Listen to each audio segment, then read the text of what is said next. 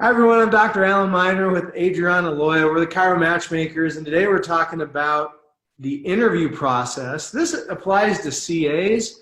It also applies to DCs as well, but oftentimes gets overlooked with CAs.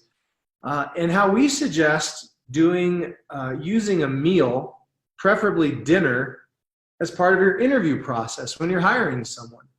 There's no bigger investment that you will make in your clinic than in the people that you hire. So doing this right can save you literally tens, if not hundreds of thousands of dollars and a whole lot less stress down the road. It's why we're such advocates for our unique alignment algorithm that we utilize to help make sure that this person's a great predictive fit.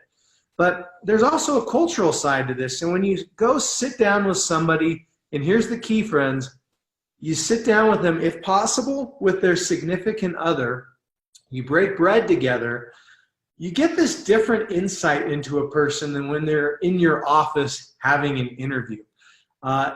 If alcohol is appropriate for you, for the other person, and you have a glass of wine or two, even better. People tend to loosen up when they have a little bit of a drink. And so we love taking interviews out to a meal, preferably a dinner, preferably with a significant other. It gives a completely different insight and look into this person you're about to make a serious investment in to join your team. Right, Adrianna? Completely right. Hi, everybody. When you're taking the candidate out for a meal, you get to know them on a personal level. When you have them come into your office, it's all about business. It's all serious. They act very professionally. But once you take them out, you are able to get deeper insight into their personality traits, who they are, what their goals are, what they like, what they dislike. And if they're able to bring in that significant other, then you can see how they interact with each other. So you're able to interview the candidate in a much deeper level. You get to know them as people in the real world and not just in the professional world. Yeah, definitely. And even topics, things you're not really technically supposed to ask directly about, like, you name it, taboo topics, family, how many kids do you have, religious beliefs.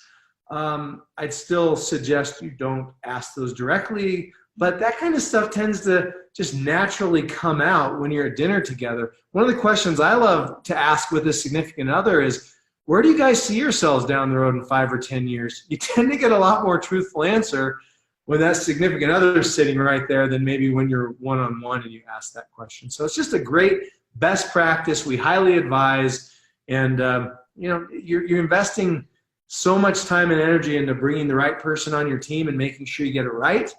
This is that last step that a lot of times can, the other side of this is sometimes some stuff comes out in this process that you realize, wow, this person isn't the right fit, and that you just might not have gotten that insight had you just done in-office interviews. So we're the Chiro Matchmakers. Thanks for stopping in. Have an awesome day, everybody. Bye.